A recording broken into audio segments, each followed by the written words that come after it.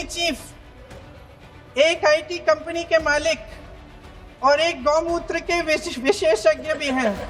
एक तरफ नेहरू परिवार से इंदिरा गांधी जिन्होंने बैचलर्स की डिग्री पूरी नहीं की, राजीव गांधी जिन्होंने इंजीनियरिंग का कोर्स पूरा नहीं किया, संजय गांधी जिन्होंने पढ़ाई बीच में ही छोड़ दी, वो भी सिर्फ इसलिए क्योंकि उनका मन पढ़ाई में नहीं लगता था, और खुद प्रियंका गांधी जिन्होंने बुद्धिस्ट स्टडीज में एमए किया। और दूसरी तरफ एक आईआईटी के डायरेक्टर जिनके पास बीए एमए तो छोड़िए, पीएचडी और उसके बाद पोस्ट डॉक्टरल की डिग्री भी है। तो क्या प्रियंका गांधी को उनकी काबिलियत पर सवाल उठाने का कोई भी अधिकार है? क्या किसी आईआईटी के डायरेक्टर को एक शब्द का टैग दिया जा सकता है? क्या विपक्ष सरकार को घेरते घेरते अपनी मर्यादा भी भूल चुका है? और क्या वैज्ञानिकों और शिक्षा से जुड़े लोगों को राजनीति में लाना सही है? क्योंकि प्रियंका गांधी ने तो कुछ ऐसा ही किया। वो सरकार को घेरने में इतनी मशगूल हो गई कि कब सरकार से हटकर वैज्ञानिकों पर टिप्पणी कर बैठी, उन्हें पता ही नहीं चला। जी हाँ, लोकसभा में दिया प्रियंका गांधी का एक बयान अब विवादों में आ गया है, और साथ ही प्रियंका भी विवादों में घिर चुकी है, और कटघरे में खड़ा कर उनसे अब सवाल भी पूछे जा रहे हैं।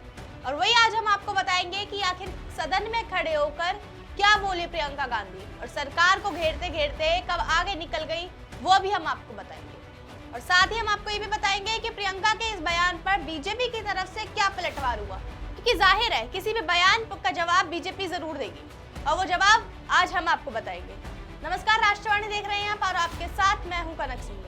तो हम आपको बताते हैं कि पूरी कहानी क्या है। 28 जुलाई दिन मंगलवार को लोकसभा में पेपर लीक को लेकर लाए गए संशोधन बिल पर चर्चा हो रही थी। विपक्ष लगातार सरकार को घेर रहा था, फिर चाहे वो सपा के मुखिया अखिलेश यादव हो, एएमआईएम प्रमुख असदुद्दीन ओवैसी हो या कांग्रेस के गौरव गोगोई हो, सभी ने सरकार पर सवाल उठाए। और इसी बीच कांग्रेस सांसद प्रियंका गांधी भी सदन में बोली, और प्रियंका गांधी ने नई शिक्षा सुधार कमेटी को लेकर सरकार को घेरा। उन्होंने कहा कि सरकार को अपनी सलाह बदलनी चाहिए, नई कमेटियों से कुछ नहीं होगा। साथ ही प्रियंका गांधी ने राधा कृष्ण कमेटी का जिक्र भी किया और कहा कि उसकी सिफारिशें आज तक लागू नहीं हुई है। प्रियंका ने सरकार को घेरते हुए ये भी गिनवाया कि पिछले कई वर्षों में कितने पेपर लीक हुए। पहले हम आपको सुनाते हैं कि प्रियंका गांधी ने सरकार पर क्या निशाना साधा। इस सरकार ने रोजगार पैदा करने वाले सभी सेक्टर्स को लगातार कमजोर किया। एग्जामिनेशन सिस्टम खुद फेल हो गया है। पिछले दशक में 152 पेपर लीक हुए, 750 करोड़ छात्र प्रभावित हुए, मगर एक भी दोषी, एक भी माफिया को सजा नहीं। तो सुना आपने कि कैसे प्रियंका गांधी ने सरकार को घेरा, और इसके बाद प्रियंका ने हाल ही में हुए सीजेबी प्रोटेस्ट और बिहार में हुए छात्रों के प्रदर्शन पर पुलिस की कार्रवाई पर भी सवाल उठाए, और कहा कि बच्चों पर AK-47 और पैलेट गन चलाने का ऑर्डर किसने दिया? क्या वो कोई आतंकवादी थे? ये शब्द प्रियंका गांधी के थे, और सुनिए क्या बोली प्रियंका गांधी। अध्यक्ष महोदय, किसने ऑर्डर दिया? प्रधानमंत्री जी ने दिया? गृह मंत्री जी ने दिया? जवाब देंगे? पूरा देश पूछ रहा है, सिर्फ कांग्रेस पार्टी नहीं पूछ रही है, पूरा देश पूछ रहा है। लेकिन प्रियंका सिर्फ यही नहीं रुकी, वो सरकार पर सवाल उठाते उठाते कमेटी के सदस्यों का जिक्र करने लगी, और उनका जिक्र करते हुए प्रियंका ने कहा कि इस कमेटी में एक पूर्व आईबी प्रमुख है, एक आईटी कंपनी के मालिक हैं, और हद तो तब हुई जब प्रियंका ने कहा कि इस कमेटी में एक गौमूत्र एक्सपर्ट भी है।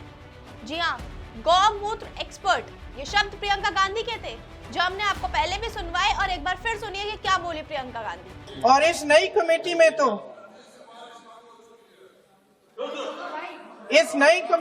तो एक एक्स आईबी चीफ, फिर चिल्लाएंगे, एक एक्स आईबी चीफ, एक आईटी कंपनी के मालिक और एक गौमूत्र के विशेषज्ञ भी हैं। तो आपने सुना और गौर से देखा कि प्रियंका गांधी के चेहरे पर एक मुस्कान थी, ये कहते हुए किसी भी तरह का कोई संकोच उनके चेहरे पर नजर नहीं आ रहा था। हालांकि उन्होंने इस पर किसी व्यक्ति विशेष का नाम नहीं लिया, लेकिन ये समझा जा सकता है कि उनका ये निशाना आईआईटी मद्रास के डायरेक्टर प्रोफेसर वी कामकोटी की ओर था। अब आपको बताते हैं कि निशाना प्रोफेसर वी कामकोटी की तरफ क्यों था। दरअसल प्रोफेसर वी कामकोटी देश के सम्मान्य शिक्षाविदों में गिने जाते हैं। वे आईआईटी मद्रास के डायरेक्टर भी हैं, और केंद्र सरकार ने जो शिक्षा सुधार टास्क फोर्स बनाई है, उसके 6 विशेषज्ञ सदस्यों में से एक प्रोफेसर वी कामकोटी भी हैं। साथ ही हम आपको बताएं कि ये वही समिति है जिसे सार्वजनिक परीक्षाओं को अधिक सुरक्षित, पारदर्शी और पेपर लीक मुक्त बनाने के लिए सुझाव देने की जिम्मेदारी दी गई है। लेकिन प्रोफेसर कामकोटी की पहचान सिर्फ इससे नहीं जुड़ी। प्रोफेसर कामकोटी इससे पहले भी चर्चा में रह चुके हैं। आप सोच रहे होंगे वो कब? बताते हैं हम आपको। दरअसल जनवरी 2025 में उन्होंने कार्यक्रम के दौरान कहा था कि गाय के मूत्र में एंटीबैक्टीरियल, एंटी फंगल और एंटी इन्फ्लेमेटरी गुण पाए जाते हैं। साथ ही उन्होंने दावा किया था कि इस विषय पर कई वैज्ञानिक शोध मतलब साइंटिफिक स्टडी पब्लिश हो चुकी हैं। लेकिन इसके बाद जब इस बयान पर विवाद हुआ तो उन्होंने कहा कि उनके दावे कुछ पब्लिश्ड स्टडीज पर आधारित हैं, जिनमें ICAR, national dairy research institute और भी कई अन्य शोध संस्थानों की स्टडीज शामिल हैं। लेकिन वहीं दूसरी ओर कई वैज्ञानिक और विशेषज्ञों ने इन दावों पर सवाल भी उठाए, यानी इस विषय पर मतभेद पहले से मौजूद रहे। लेकिन संसद में प्रियंका गांधी की टिप्पणी के बाद इस विषय ने तूल पकड़ी और बीजेपी ने इस पर पलटवार भी किया। प्रियंका गांधी पर पलटवार करते हुए बीजेपी सांसद अनुराग ठाकुर ने इसे गंभीर मुद्दा बताते हुए कांग्रेस ने देश के सम्मानित वैज्ञानिक का अपमान किया। उन्होंने ये भी कहा कि किसी वैज्ञानिक के साथ इस तरह की भाषा का इस्तेमाल करना ठीक नहीं है।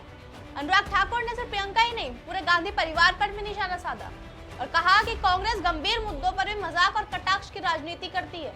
उन्होंने यहाँ तक कहा कि अगर किसी वैज्ञानिक के विचारों से असहमति है तो उसका जवाब तथ्यों और शोध से दिया जाना चाहिए, ना कि उपहास से।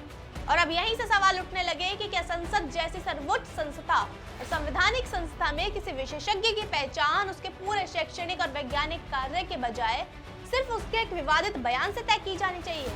कि किसी समिति की आलोचना उसके सुझावों के आधार पर होनी चाहिए या उसके सदस्यों पर व्यक्तिगत टिप्पणी करके?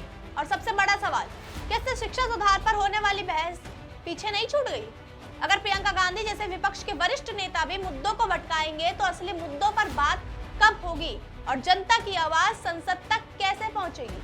कई राजनीतिक विश्लेषकों का भी मानना है कि संसद में तीखी बहस लोकतंत्र का एक जरूरी हिस्सा है, लेकिन जब बहस नीति से हटकर व्यक्ति पर केंद्रित हो जाती है तो मूल मुद्दा कमजोर पड़ जाता है। और इस पूरे विवाद में भी यही देखने को मिला। सार्वजनिक परीक्षाओं में सुधार, पेपर लीक और छात्रों के भविष्य जैसे मुद्दे कहीं पीछे चले गए, जबकि चर्चा का केंद्र एक टिप्पणी बन गई और नेता एक दूसरे पर आरोप प्रत्यारोप लगाने लगे। हालांकि यह भी सच है कि विपक्ष को सरकार से सवाल पूछने का पूरा अधिकार है और समिति के गठन, उसके कामकाज या उसकी सिफारिशों पर भी सवाल भी लोकतांत्रिक प्रक्रिया का एक अहम हिस्सा है। लेकिन सवाल अभी भी यही है कि किसी शिक्षाविद के लिए इस्तेमाल किए गए शब्द बहस की गरिमा के अनुरूप थे, क्योंकि संसद में बोले गए शब्द सिर्फ एक रिकॉर्ड का हिस्सा नहीं बनते, बल्कि उनका राजनीतिक और सामाजिक असर भी होता है। इस पूरे विवाद के बाद सोशल मीडिया पर भी दो तरह की प्रतिक्रियाएं देखने को मिली। एक पक्ष ने कहा कि प्रियंका गांधी ने सिर्फ प्रोफेसर कामकोटी के सार्वजनिक बयानों का जिक्र किया, जबकि दूसरे पक्ष का कहना था कि यह सब एक सम्मानित संस्थान के प्रमुख का अपमान है और किसी वैज्ञानिक को इस तरह संबोधित करना उचित नहीं है। अब ये बहस सिर्फ एक बयान तक सीमित नहीं रह गई, बल्कि ये सवाल भी उठ रहा है कि क्या आने वाले दिनों में शिक्षा सुधार पर चर्चा होगी या फिर राजनीतिक बयानबाजी ही पूरे विमर्श पर हावी रहेगी। फिलहाल इस पूरे विवाद ने एक बार फिर ये दिखा दिया कि संसद में बोले गए शब्द सिर्फ सदन की दीवारों तक सीमित नहीं रहते, उनका असर देश की राजनीति, शिक्षा और सार्वजनिक विमर्श तक जरूर पहुंचता है। शिक्षा सुधार पर सवाल उठाना विपक्ष का अधिकार है, लेकिन क्या किसी विशेषज्ञ की आलोचना तथ्यों के आधार पर होनी चाहिए या व्यक्तिगत विशेषणों के सहारे?